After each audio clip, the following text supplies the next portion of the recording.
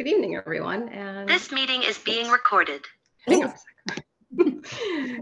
Good evening, everyone, and welcome to my new home in Sequim, Washington. I'm so thrilled to be here every day. I'm so happy to be here, to have all this nature around me and not suburbia.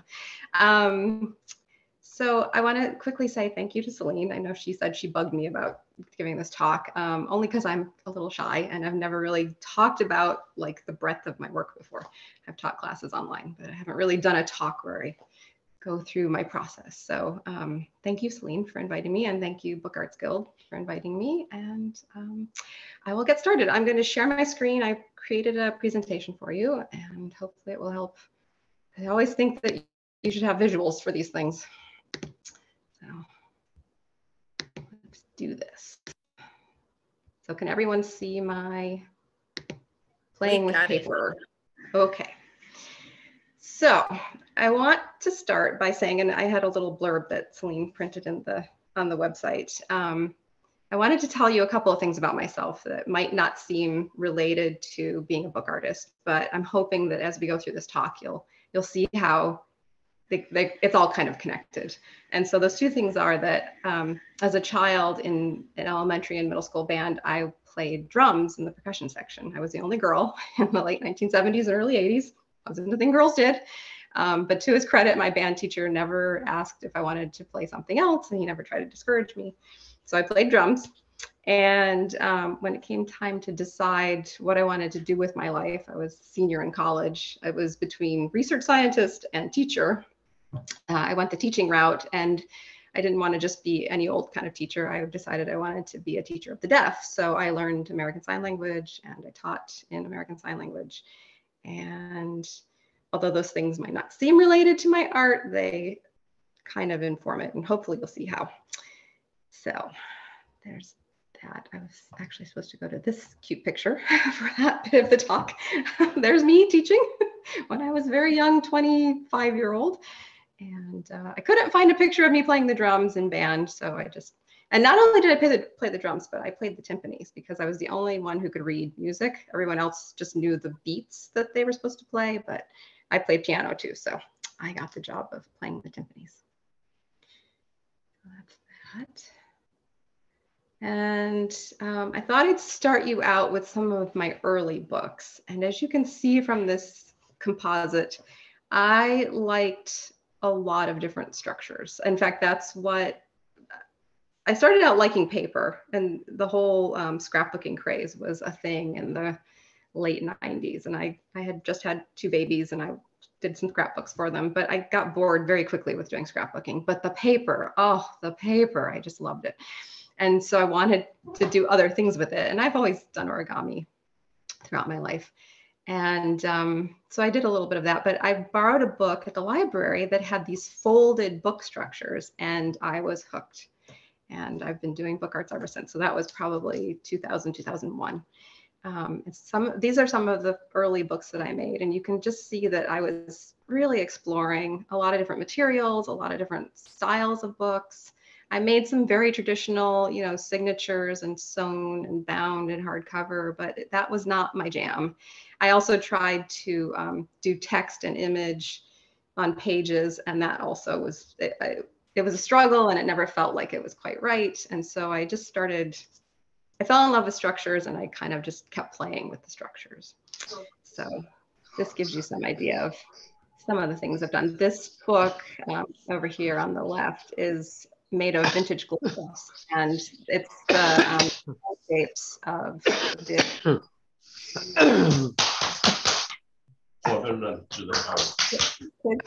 mute, please. Anyway, the glove book is the hand signs for ASL, so it's each A through Z, and then I've paired a word with it in English that starts with that hand sign, but doesn't start with the same letter of the alphabet.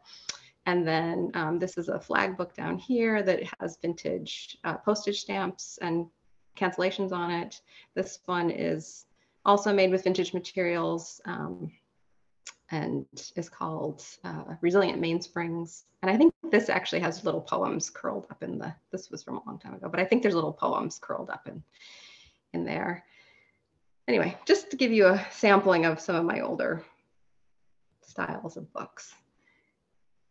And then a few things happened, but I took a lot of classes in San Diego Book Arts over the years from 2003 to 2008 or 9. I was taking workshops with really top-notch book artists who would come to San Diego and teach. And I was learning a lot and just kind of exploring different things. But I started going down rabbit holes, and it started with this card. And this is what I'm going to show you how to make later on, so that maybe you can go down a similar rabbit hole. But this is called a half crane card, and I found it in an origami book on card making. And I made the card, and I made other cards in the book, and it was cute and it was nice. And then I went on and did other things. I was constantly getting books from the library or buying books and looking at different styles of things and making them and moving on. Or I'd take a workshop and I'd make something in the workshop and I would never make it again. But little seeds were getting planted in my brain. And a year or so later, I thought about that crane again. And the reason I thought about it was because unlike most origami, you don't use the entire piece of paper when you fold the half crane. If you notice, it's only folded on this, this left edge of the paper, but the rest of the piece of paper is available to do other things with. And in this particular case, you do some extra folds and make a cute card. And it got me thinking, well, what else could I do? Because that crane could be on a bigger piece of paper. And then I thought, well, I could fold cranes on the foredge of a book. And what would that look like? And so the first type of book that I made was like this. And if you notice, the cranes are offset from each other.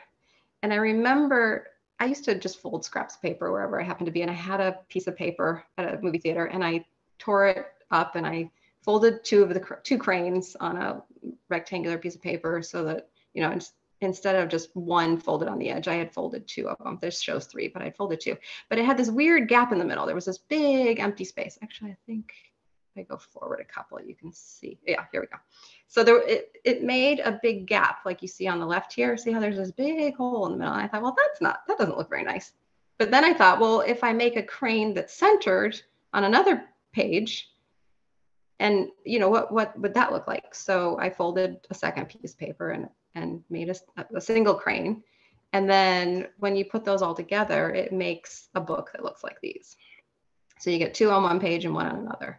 And then this book, I think this one goes from 1 to 2 to 3 to 4 to 5 cranes. And then it goes back down 4, 3, 2, 1, but they're offset. So you get this cool effect at the foredge of the book. And that was kind of fun. And I made a bunch of those books. And I even worked out a way to teach a class so that people didn't have to do a whole lot of measuring and cutting. I made some templates so that they could do some of it. And that's what this page is from. These are the 2 pages that we would make in the workshop. And then it's Japanese stab bound. But then I started playing with other things. What else could I do with this crane that can happily sit on the foredge of a page? And so I played with things like scale. So I went from small to large, and how do I work that out, and how do I want them? These pages are separate, and I was just using some scrap paper, but I wanted to figure out, what does that look like and how do they interact with each other? And in this one, I folded 2 cranes on opposite ends of a long rectangular piece of paper, and then I've done a funny fold in the center, and how do they interact with each other? And I played a lot. This is another example. It's kind of like that, the one on the left from the previous one, except I've done it now across. I've gone from small to large and then back to small again. And once I made this and I liked this shape and I liked what it looked like, then I was like, well, I could fold a book like this, like an already created book. And so I had this little book of American bird species. And I thought, oh, it's a book about birds and I can fold these birds. It's nice combination. And this is what it looks like. This is the same book on the left when it's all folded up. And again, it goes from, actually the smallest ones are in the center and then they go out to the largest ones. And it does this cool swooping thing, which I didn't realize it was going to do until I actually folded it. And then on the book on the right, same kind of fold, different book. And this book was kind of cool because every other page was either a blue or a brown. And so you got this cool effect on the front. And so this is another thing that I've discovered about myself. I really like altering books. I don't mind cutting them up. I don't mind folding them. These are older books that are out of print, but they were printed in the hundreds of thousands, if not millions. And so they're not uncommon. They're not rare. And I realized for this particular version of the Crane book, you really need a landscape format book because you need the pages to be long and skinny so that you can fold. And so the largest cranes that are on the edge are folded with the whole height of the paper. And then the other ones, I'm cutting it so that they get smaller and smaller. But you can't do that with a book that's tall and narrow because you wouldn't have enough paper to do it with. So you need landscape books, and there aren't a lot of landscape books out there. But I played around with these. And the folding is a lot of repetition and a lot of the same thing over and over again, which I actually like. And it has a rhythm to it. It has a charm that I enjoy. And then I don't remember now why I thought of doing this, but I learned Haiti Kyle's she calls it what does she call it? I wrote it down. Interlocking loop structure. I learned it first from a Cheryl Moot book, and in hers, I think she calls it a gallery book. And I thought, oh, another one of these structures that I fell in love with, of course, because it's all folded up. It's a single sheet of paper that you fold in accordion fold, and then it's got a little extra going on. And it's sort of like Hetty Kyle's flag book too, but it's instead of you adding flags, you folded the paper to create the flags. And for some reason, when I was cutting out the windows, you're supposed to cut out these windows so that you can stick something in here and have it be framed. I realized that if I only cut 3 sides, that gave me, and I made them square, that gave me the paper I needed to fold the half crane. And so I figured out how to fold the cranes and have them go in different directions. And that's complicated because you kind of have to do it all on the back so you can measure and cut, and so it's all opposite. But I did some test papers and some test samples and figured that out. And then I did a few books like this and different sizes and I love using maps for doing it. And actually this one is a bit of a, well, they're all a bit of a cheat, but I say it's a single sheet of paper, which it is. The whole background is the same paper, but sometimes there's not a lot of contrast on this back bit of paper between that and the crane. And so I will insert, and I did this here, a different map. This one was some water, and just to give it a contrast background. Sometimes the background works out perfectly, sometimes it doesn't. So anyway, I made a bunch of these and I gave them to friends and entered them in shows, and it was a lot of fun. Really liked them. And then one day I was making one and I thought, well, if I cut, so I'm just cutting this, there's 2 layers of paper here, and I was just cutting the front layer to make this frame. But I thought, well, if I also cut the back layer the other way, I can fold a second crane, and then I can have them interact with each other. And so that was where this idea came from.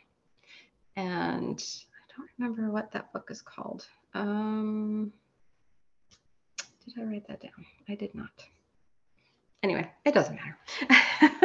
But it just was like another way of riffing on this idea of the crane and riffing on this idea of the interlocking loop structure.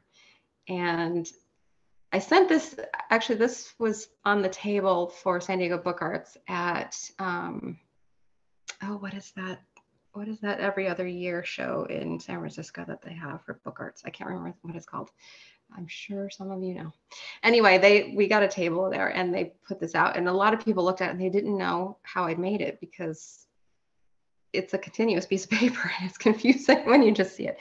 But anyway, it's all just folded and a little bit of cutting, but it makes an interesting impact. And it's, I don't know, sometimes I'll try something and when I make it, it sort of sings to me, and then I know, oh, okay, I've done something here. This is interesting. And in 2021, I hadn't been making a lot of artist books, hadn't been doing much. I was kind of bored with a lot of it, but I had some brass shim, and I've tried folding brass shim before, and I thought, well, let me see if I could do the crane book with the brass shim.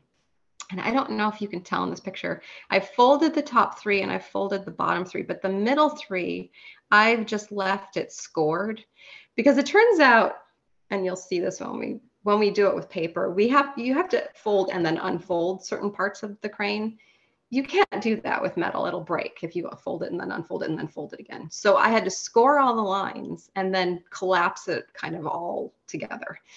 And so this middle section, I left it showing the score line so you can see. So playing around with metal is fun, and it can be as thin as paper, but it reacts completely differently, which is interesting too, I find. So I did that series. And then I don't know if any of you noticed, I was wearing a necklace at the beginning of this talk, and it is this necklace, and it is tiny. I made my mom a crane book that was 1.5 inches tall. So each of the cranes was, let's see, it was 3/4 of an inch for the two crane ones. You know, you divide the 1.5 inches into half. So you get 3/4 for each. And then you cut a little square that's 3/4 for the middle ones.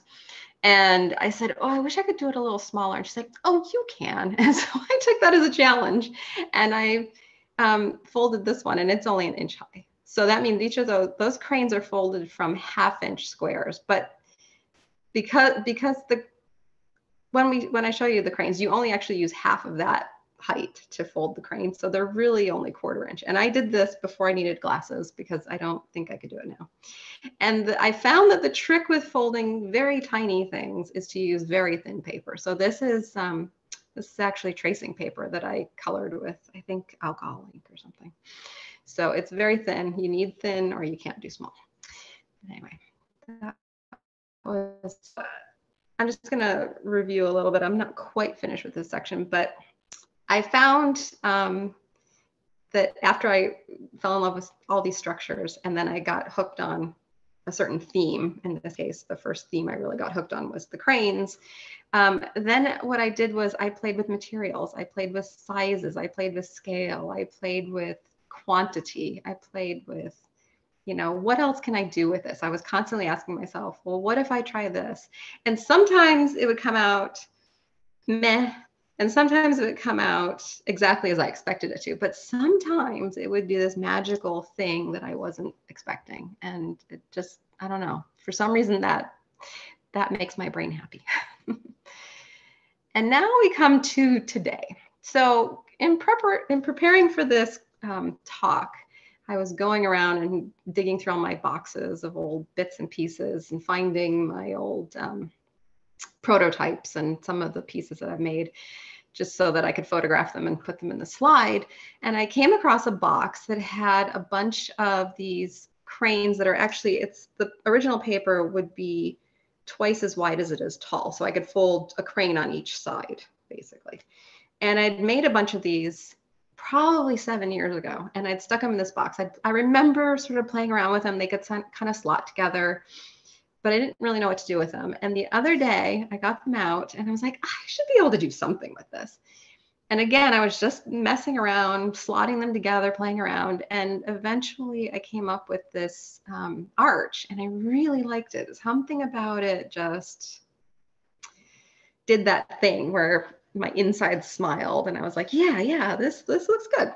Then the challenge becomes photographing it. This is not a great photograph. And the other challenge was I decided it was very unstable. I decided to glue it together, and that did not go well. But anyway, I figured out how to glue it properly. But so I'm even still, the point of showing you this is I still play with the crane idea sometimes, and I still find it fascinating. But that was 2015, from 2011 to 2015, I kind of messed around with the crane and did a bunch of things. And then I kind of ran out of ideas. And then, this is my interlude page. And so the cranes kind of fell by the wayside until a couple of days ago when I made the art I just showed you. But before we go on to the next obsession that I had, I wanted to just talk briefly about these two books. So the book on the left by Jean-Charles Treby was originally published in French, but it's now available in English too. And he found my website online and contacted me out of the blue and asked if he could use some of my books, which are some of the ones I'll be showing you next, for this book that he was writing. And I had never heard of him. I didn't know who he was. So I looked him up, and he's published 4 or 5 other books. And so I got in touch with him. I'm like, sure, you can use these. And I don't know if any of you have been published in books like this, but generally what they do is they'll give you a free copy of the book in exchange for allowing you to put your materials in there. So, that was fine with me. And we backed and forth, and he really liked my books. And I really liked, I believe the book on the front cover is his structure. He does architectural cut and folded sort of books. And then I just wanted to briefly mention that Helen Hebert asked me to do a project for her book that came out last year, I believe, The Art of Papercraft. And the structure that's in there is my most recent obsession, but I don't think I'm going to have time to talk about it this evening. In fact, I won't. But anyway, that book is really good too. And it's full of lots of, it's all one sheet projects. So if you're interested. Anyway, that's enough about that. So my next obsession after the crane ideas kind of dried up, was Turkish map folds. And this all started actually at FOBA, which maybe have Celine to thank for. I went to FOBA in 2015, and I took a class with Jill Berry. And she's really big on maps as art, or using maps in your art, or making maps that are art. And so we'd spent, I think, 3 days, and we made a book. And the pages of the book were these various kinds of maps that she prompted us with, but we folded them up in a Turkish map fold and then inserted them in the book. And I think one of these pages shows the Turkish map fold. Let me see well, this is the crease pattern for it. I don't know if I've got just the individual pages, but anyway, I came home. This is kind of like the crane story. I came home and I put the book away, and a few months went by, and then I was like, I really liked doing that Turkish map fold thing in that class. And she had us take a huge sheet of paper and just drip ink on it to make lines that looked like lines on a map. So I did that with a piece of paper. And I thought, if instead of doing individual map folds, if I take a long piece of paper and I fold a bunch of Turkish map folds in them, I can make a circular book. And so I made this book, and these are I don't know if you're an origami person, these crease patterns will make sense to you. If you're not, they probably won't. But basically I used 2 versions of the Turkish map fold. The one on the left, you fold on the diagonal. The one on the right, you fold on the straight edges, and they nest together. And this was actually something that a friend of mine had taught me in a class that I'd been in 2008 with Joan Michaels Pack. And that was another sort of seminal moment for me taking that class with her, because she wanted us to figure out how things worked, how structures worked. And so she had this huge table of samples, and she said, take them apart, figure out how they go back together, play with them. And that was liberating for me. So, and somebody in the class really got into the Turkish map fold, and she nested these 2 different kinds together and gave me a sample, which sat in a drawer for years. But anyway, I took this class with Jill and fell in love with the Turkish map fold. And again, I started riffing on this theme and playing with it, and loving that rhythm of folding the same thing over and over again. So this is what I call the spine of the book that you saw a couple of slides ago. And you can see the ink lines. And then I also inked it with, I think, some kind of dye inks, just to make it colorful. And I figured out how to fold. You do have to do a little bit of cutting, but you can basically fold the whole thing from one sheet of paper. And then I wrote a story about how my family used to drive from Buffalo, New York to Birmingham, Alabama to visit my grandparents on our spring break. And often when we would leave Buffalo, it was still cold, and sometimes it was even snowy. And as we drove south, we were driving into spring, because by the time we got to Birmingham, the dogwoods were blooming, but you'd actually drive through, you know, the melting snow and the leaves starting to come out. It was this magical sort of thing. So that's what this book was about, was that drive to spring. And I even sort of color coded the pages. So this is the wintry pages, and then the mud and, you know, things starting to warm up and becoming green. And I also drew on the pages, you can't see it here, but I drew our route from Buffalo to Birmingham. So that was, I think this might be the first memoir sort of book I ever wrote.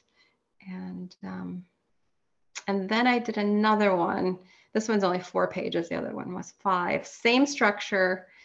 I think it's even maybe the same size, but this one was a story about my father and his love of astronomy, and just his love of, his curiosity about life and about the world. And in this case, I wrote the book in the spine, in the Turkish map fold, and then the inserts cover it up. You have to actually pull, and they have stars on them, and you have to actually pull that out to read the story. But it's the same structure, and this is it folded up. One thing I really like about the Turkish map fold is it looks very different, whether it's open or closed. It can be very dynamic. But then I started playing again. I started riffing on, you know, what else can I do with this structure? It's cute structure. It's lots of fun. I didn't want to make the same book over and over again. So then I started playing with scale again, kind of like I'd done with the cranes, where I'd gone from small to large. And I figured out, again, this marbled paper that I call the spine, that's the outer part of it, is one sheet of paper, but it's it scales up in size, and it's, here it is opened up. This one is called As Deep Can Be, and it's also got some map lines in it. And I did a series of these. This is a very tiny one. I'm trying to get to, here we go. So this is to give you an idea of how the book is formed, although this one is actually a slightly different version. All of the squares in those 2 spirals they all line up at the bottom, but they scale the way that this shows, so they get smaller. And then you do some cutting and folding, and you get your spiral. And then this one is very tiny. So again, another necklace. I was going to Penland in 2017, and I wanted to have book necklaces to wear every day. So I mean, again, when I was younger and didn't need glasses so badly, I worked very small. This is the other version of the spiral. So each of these squares represents one Turkish map fold. And then each insert was the same size paper, and it's folded, again, I said slightly differently, but I just made the template so I would remember how to do it. So here I'm playing with scale, and also, you know, how these books connect. And there wasn't much difference between the squares being, I'll go back, between the squares being centered, you know, across the way versus all of them being lining up at the bottom. But I ended up liking the one where they lined up at the bottom better, because it was just easier to cut the paper. And since they look fairly similar, it was fine.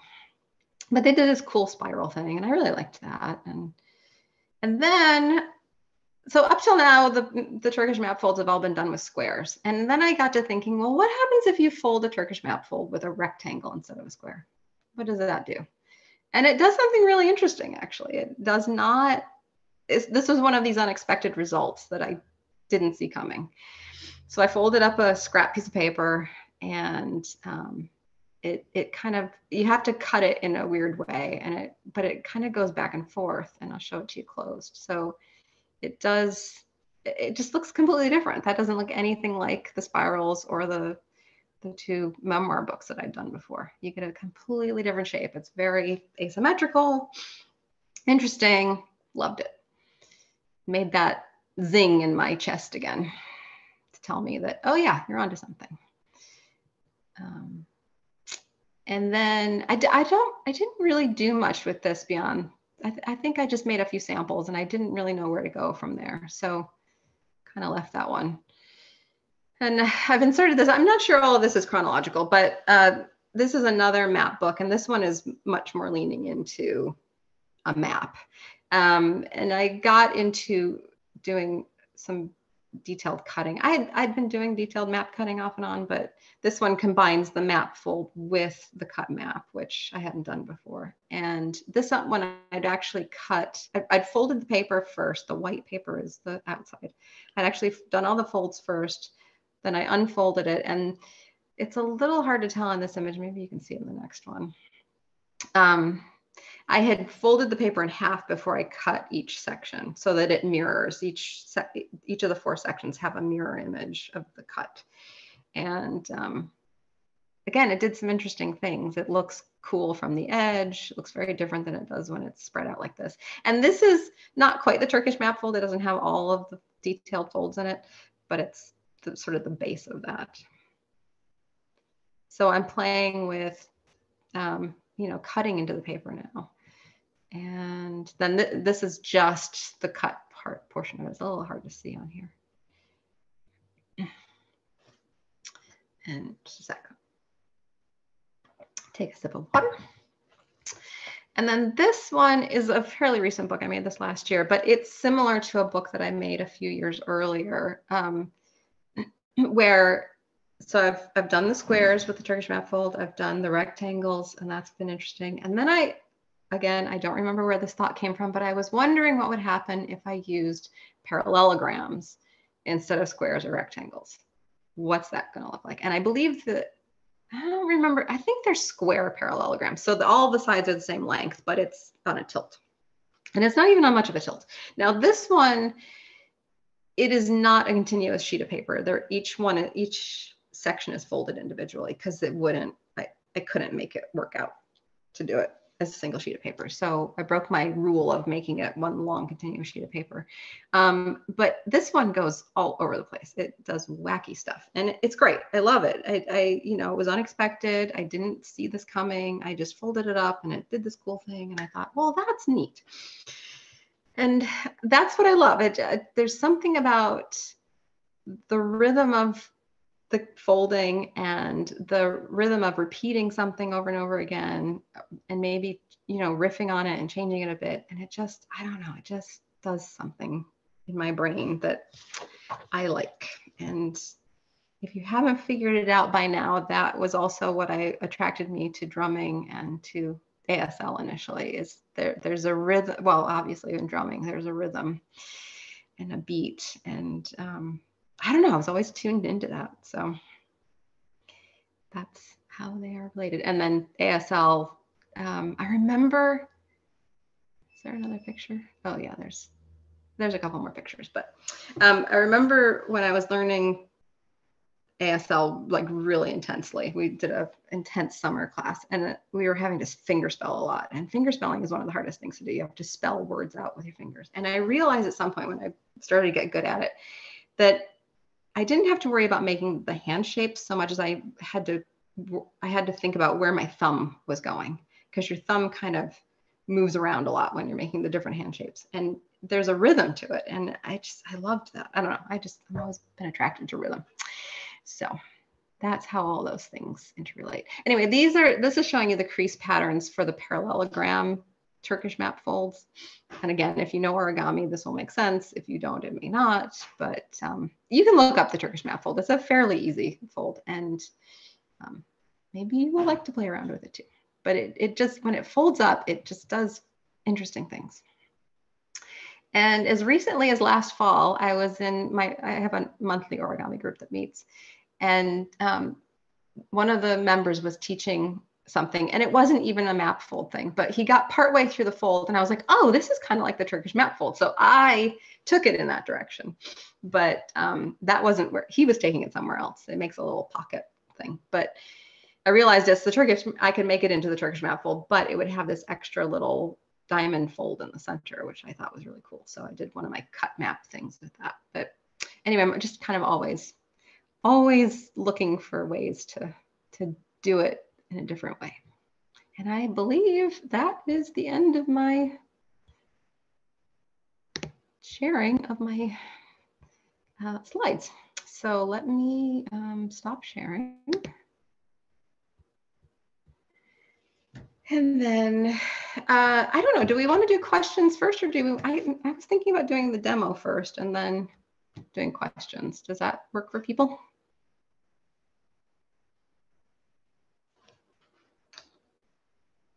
Yeah, okay. So then if we can spotlight my down camera, that would be good. Let me switch back to view here just so I'm certain that I'm doing things okay. So you're gonna need your 3.5 inch tall by 12 inch wide piece of paper. And I'm using, this is nice Japanese, I think it's Chiagami paper. It's a nice, I just wanted something that was different colors on the two sides so you can see what I'm doing. And then we're gonna need a pencil and a scoring tool and a bone folder. You don't need a bone folder, but it's nice. And then you're gonna need a ruler briefly. We're gonna do one measurement. So I'll give you a second to get that set up.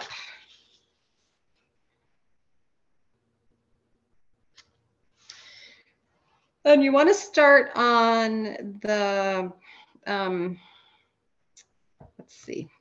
If your paper is the same on both sides, it doesn't matter which side you start on. But if you have a side like I do that's decorated and a side that's plain, start on the plain side.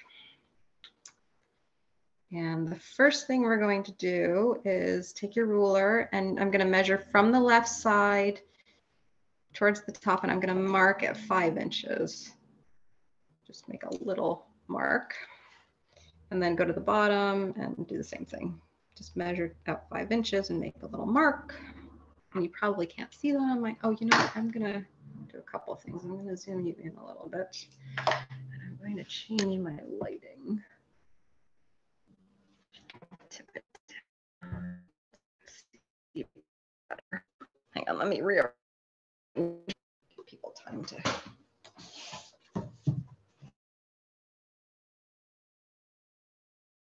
Meet.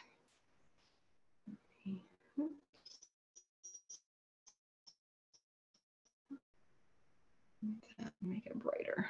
Is that good? Let's see. Okay.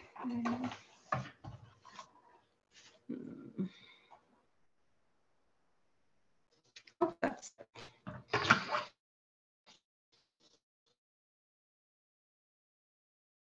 All right. So we can lay it on those marks and grab my scoring tool, and I'm just going to score along that line. Or you can also, if you don't have a scoring tool, you can just, you know, tip your paper up. Wow, is everybody lagging? I am not. My thing is lagging really badly.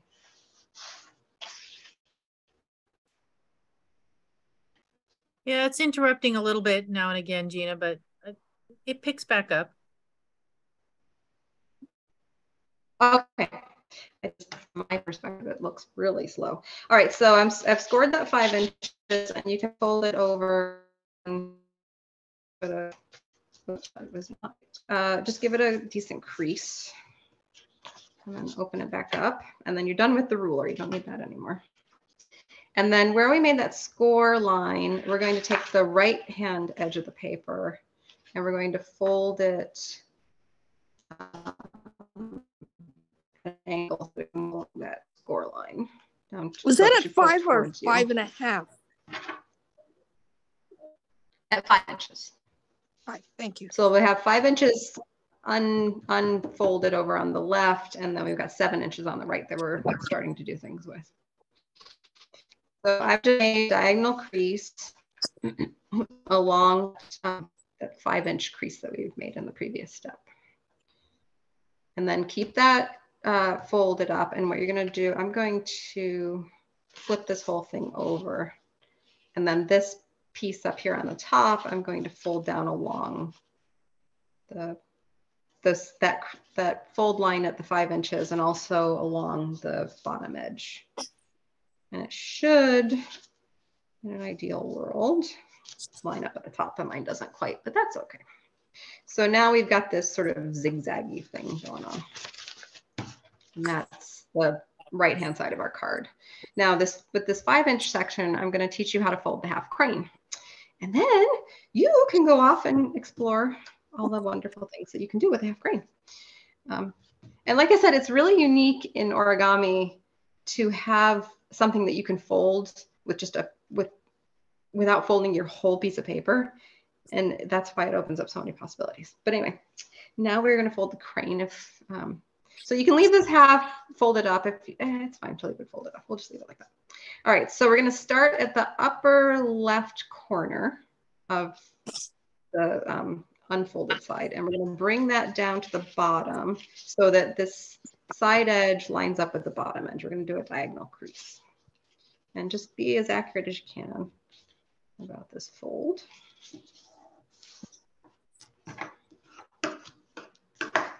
So you should get a triangle crease like that, and keep that folded. And then we're going to take the bottom left corner, well, it's the only corner we have now, and we're going to fold that up to this edge up here. So we're going to, again, fold the diagonal to divide this section in half. So line that up fairly carefully. Give it a good crease. I'll give you a second to get that fold done.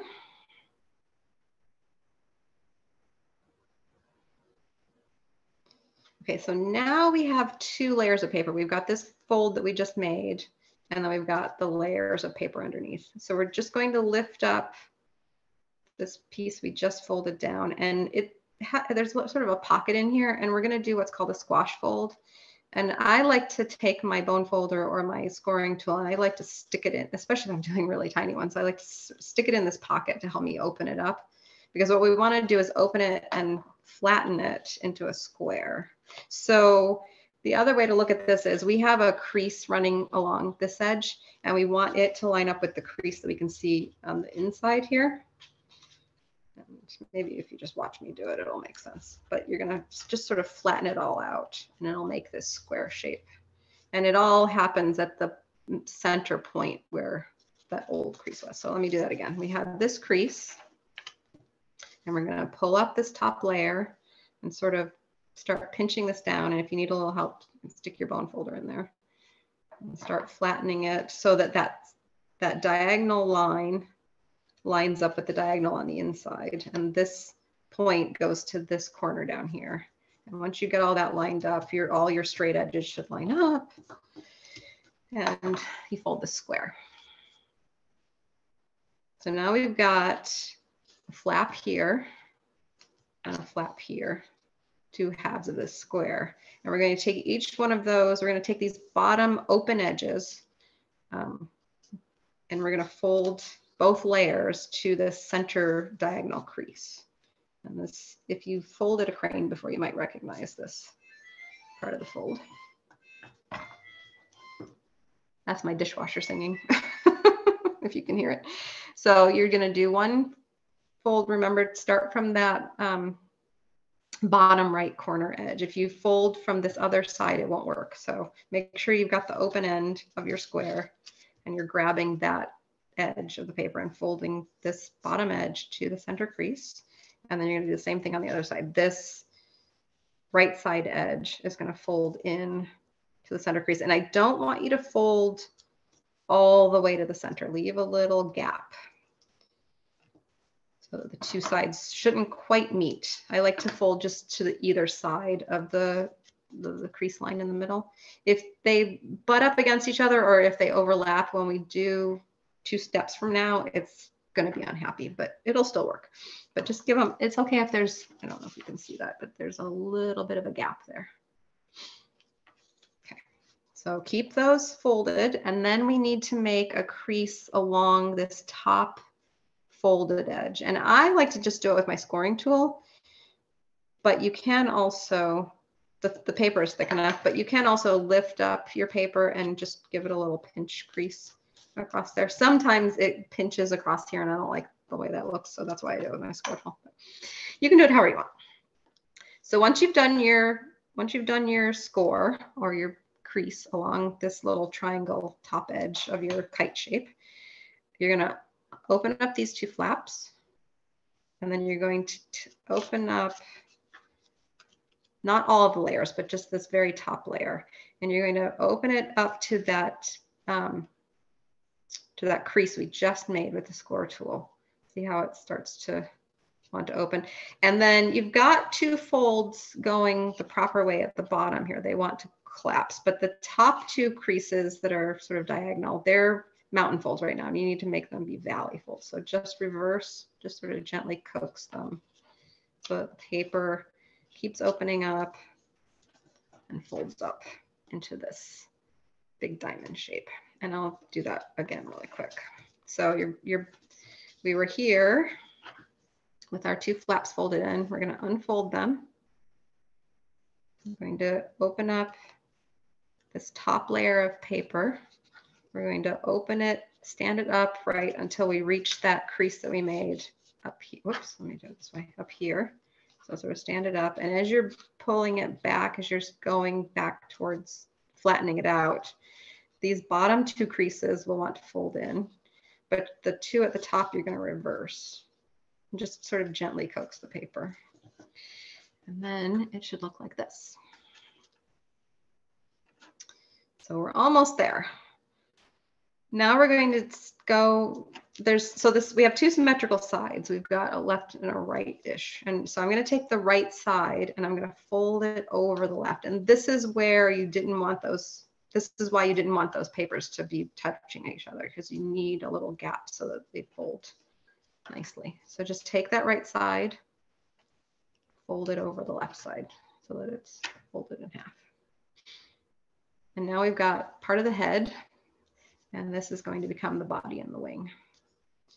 So the next step is to fold the wing, and that's taking this top layer of paper here, and you're going to open it until you get to this juncture right here where it doesn't, you can't pull it any further. It's all sort of stuck together right at that point. So just pull gently until you find that part, and then you want to line up this, oops, let me do it like this edge of the wing with this edge of your paper. And it doesn't have to be perfectly lined up, just get it as close as you can. But you want that angle to sort of be the same. And then this is where you want to give it a good crease, because there's a lot of paper thickness right here at the spot. So that's our wing. So we've got our body of our bird and our wing going off this direction. And then for the head, I've done this hundreds of times. So I just do, I'll show you how I do it, and then I'll also show you the sort of origami way of doing it. So I pick up my model, hold it in my right hand. I stick my thumbnail in between these two layers of paper. There's two thicknesses here. And I just sort of open it up, and then I flatten the top fold a bit with my finger. And then I just pinch that, there's a crease that runs right through the middle there. You're just reversing it so that I pinch that and fold it up. So that's sort of a one-ish step to make the bird's head. But if you want to know exactly how big your head is going to be and how it's going to be angled, I just unfolded this. You can go back and you can just take the whole thing and fold it over, take that whole tip and fold it and get it the height that, it's hard to show you this without, hang on, let me use this. So you can get it at the angle you like and the length you like by folding the whole thing over, all those layers. I think it's like 4 layers of paper. And then you can open it up and do an inside reverse fold where you do the thing where I did, where you open it up with your thumb and finger and flatten it. But now you've sort of pre-creased that crease at the top. And then you can get it exactly how you want it. And you can move that head all over the place. You can have it more pointy out. You can have it tucked so that the nose is tucked in more. You can give your bird's personality that way. But anyway, that is the final step. And then if you stand your card up, well, I'll stand it up for you like this so you can see it better. But that gives you that card that I showed you at the very beginning of my talk. And the card that started me down the path to playing with paper and playing with book structures and getting obsessed with themes. So that is it. That is my talk. And now I guess we can put me back on the forward-facing camera. If someone can do that. And then I'm happy to take, well, let me switch this light back so that you can see me. If anybody has questions about my books or about, my goodness. I have a question about the Turkish map book. Yeah, on sure. the spiral folds. Was that one piece of paper that you cut to successively smaller sizes? Yeah, so I'm removing, well, if I went back to the thing. So I start with a long strip of paper. Let's say the biggest square is 4 inches. So I start with a piece of paper that's long, but 4 inches tall the whole way across. And then I measure over 4 inches for that first square. And then I cut in, say, an inch, and I cut out an inch strip. Hello, cat. Excuse me. She's been so good this whole time. And now she's decided to be bad. So then I would remove, 1 inch from the next chunk. That's the 3-inch square. So it becomes 3 inches height. And then I go over 3 inches, and then I'm taking out, 2 inches to make the 2-inch. And then I'm sort of taking out slices.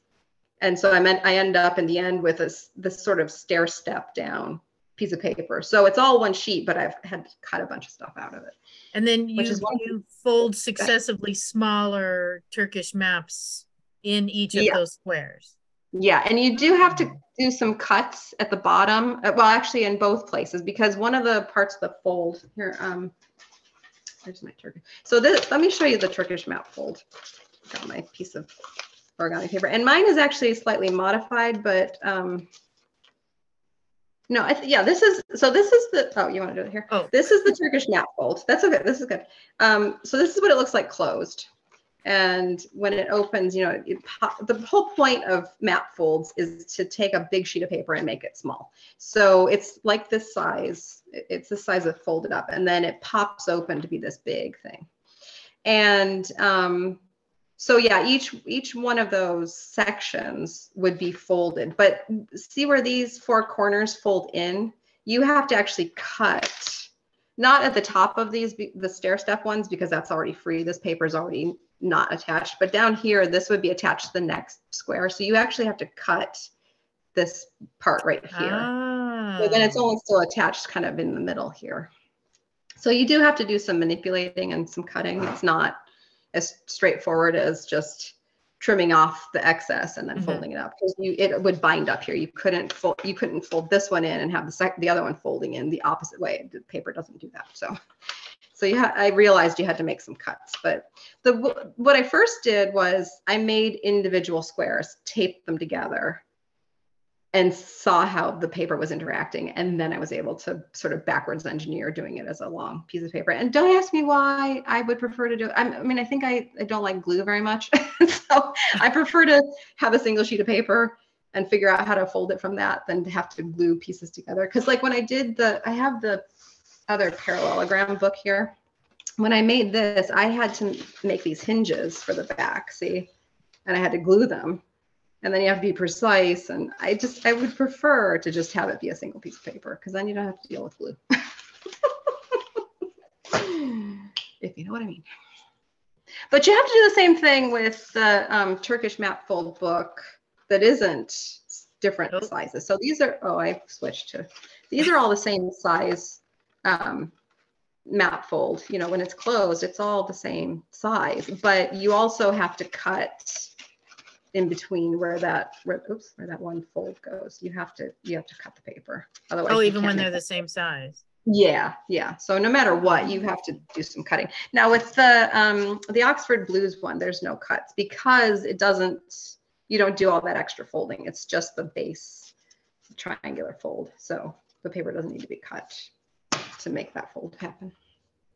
How did you do that map that you cut out on the Oxford Blues? Did you draw that on the back, or? Yeah, so it's drawn. Yeah, and these inserts are stuck in there, so you can't show you. But so I did the folding first. I did all the creases with the solid sheet of paper, and then before I cut, I took I folded one half of it in half, so it was like this, and I was on the back side, and I drew the map design, and then I cut it out through 2 layers. And then when I went back to fold, which you have to kind of do carefully, because you don't know how much of the creases you've lost in your cutting. I wasn't paying, I mean, I did leave a border around the edge, but I didn't pay attention to where all the lines were happening. This is based on an old map of Oxford from the 1700s. That's why it's called Oxford Blues. But anyway, it gives you this mirror image, of the page. So it's not a true map, because although between this section and this section, you'll notice the roads do continue on, but I couldn't always do that. But it's just sort of, me playing with the map structure. And well, it's very clearly a map. So that's what was so cool. Yeah. I thought, well, maybe she actually cut out from the back of a map and used it upside down or something. No, I think I took the map that I had gotten we took a trip to Oxford a while back, and I had bought a replica of a 1700s map, and I traced the parts of it that I liked. And then I used, graphite paper, not graph paper, I mean, graphite paper to transfer the lines. And I was also, sort of picking and choosing what lines I liked and where I would leave things and where I would cut things out. So there's a lot of editing that happens there. Yeah, no, it wasn't from a real map. No, I have cut out actual maps and cut around the actual road lines on them and turned that into art pieces. But this one was its own. Yeah, I transferred it. So you can do it either way. So how many cranes do you think you folded in your career? I have no idea, because some of those books, and I haven't done a ton of the books where there's a lot of, like this kind of book where there's a bunch of cranes on the forage. I think I've only made 3 or 4 of the big ones. I made a bunch of the little ones, but it's got to be hundreds. It's got to be, because just to do that arch the other day, I have it sitting here too. Just to make this arch, I realized I didn't have enough of these to make this full arch once I decided that was the shape I liked. And so I folded 14 of them just the other day, and that was 14 pieces of paper, but that's 28 cranes. So, I mean, and once you start doing a bunch of them, I do them as if it was an assembly line. So I'll do 1 or 2 of the creases on everything, and then I'll go back and do the next crease or 2 on everything, and because it's easier to do it that way. But I folded a lot of cranes. I folded a lot of map folds too. And like I said, I'm wearing the tiny one, which I've never made this small of one again. It's so hard. And you folded that with your bare fingers? I was about to say I had to use the score tool, the my smallest ball point for opening them up. And also I think I was using a pair of tweezers for some of the, that last fold that I showed you on the card, not the last one, but where you're folding in those little flaps that eventually make the wings. That they're so tiny. I had to use a pair of tweezers for that. So even without glasses, it was your fingers get to be very huge compared to like a quarter-inch thing. So yeah, fingernails help, and tweezers. And then, so this is unrelated to your folding, but as I was looking at some of the other art on your website, I noticed what fabulous titles you had on your books. Bearing the Mark of Having Been Something Else, or The Parallel of You, or In Between Twilight, or Stories No One Can Read. I mean, it's like a story in the title. And I wondered, you didn't talk too much about a creative writing background, but it seems like your titles utilize a lot of creativity as well as the actual art themselves. It's not just a blue book number 1, blue book number 2. Yeah. Well, thank you. I generally don't make traditional books. I told you that at the beginning. And then I did show you 2 where I wrote a story, and there was sort of visuals, but I almost never do that. And that's partly because in my early experience, it was difficult and not fun. And I want to enjoy doing this. I like just playing around and seeing what happens. And I realized at some point that because there was no traditional content in my books, I needed titles that were interesting. And so some of them are song titles. The Parallel of You is from a song that I like by a group called Marillion, which was a fairly obscure group in the 80s. And I don't know if any of you have heard of them. Great songs, but so some of them come from songs, some of them come from poems that I like or book titles that I like, but some of them, like the Stories No One Can Read. So that's a mica book, and it's natural mica. It has little inclusions in it that look kind of like text. And on a whim, at the last minute, I decided to enter it into a juried show. it was just sitting on my bookshelf, and I liked it, but I hadn't really thought that much about it. But I knew that in order to enter it in the show, I needed a title for it. So I don't know where it came from, but that was what came to me to make it a title. And sometimes I play around with words and phrases to try to come up with a title, but I usually also get that feeling in my gut of like, oh yeah, that's the right one. That's the title.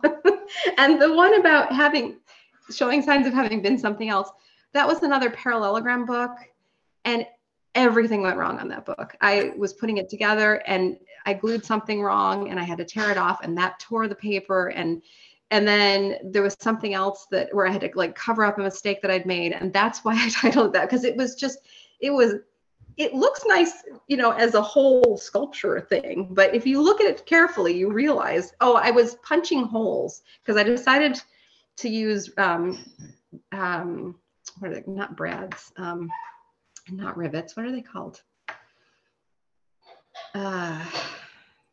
Anyway, metal things to hook it together. Instead of gluing little strips of paper, I wanted to do something else. Eyelets, thank you, eyelets, yes. And I was punching the holes for the eyelets, and I missed. I punched halfway. I only got like a half circle, and that I had to cover that up. So anyway, it ended up being a mess, and that's where that title came from.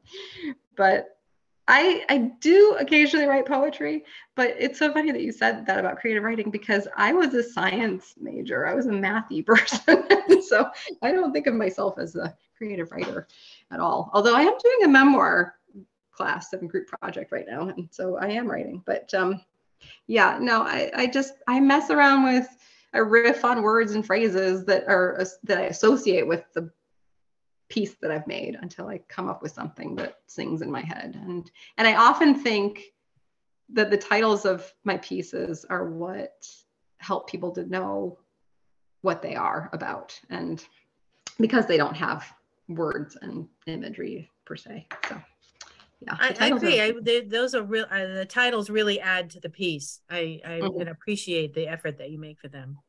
Thank you. Well, so does anybody else? I can look and see if you, anybody, just unmute yourself if you have a question. Yeah, just shout it out. I should have warned you, hardly ever does anybody ask a question. They usually just shout it out. Did anybody do the crane that they want to hold it up in front of the camera and show it? I will start. Yeah. I did mine on a piece of white paper, so you probably you can see. Yeah. You can see it has a head, it has a wing. Yes, yeah. But it was fun. You're all set to spend years. Surprisingly easy. Yes, it is easy. It's way easier than doing a full crane. Oh, nice. Nice, Belinda. I see Diane has one. Oh, here, I take this up. Very good. Should be easier to look. Oh, I don't see too many. Oh, there, look like Deborah is holding one up. And Elsie. Oh, that's cool. Nice. Oh, Belinda even used color paper. Yes, very nice. Good thinking. All right. And it's very nice. Oh, and Susan. Yes. Oh, I like the stripy paper. That's cool. And then you zigzagged it. Very nice. Oh, nice. Yeah. Jan did one. Very good. Great. Well, if nobody has any questions, I will just, we'll call it a night. I'll encourage you to look for the announcement of Emily's. Her talk will be on the second Thursday of the month like usual, but we'll have the announcement come out. And thank you very much, Gina, for very interesting. I loved hearing about your process and your history, and then finding out that I too can start folding a gajillion cranes if I get inspired. You can be obsessed by them as well. We'll have a little crane in. Yeah. Thank you so much for inviting me. It was fun. All right. Thanks, everybody. And I will see you next month.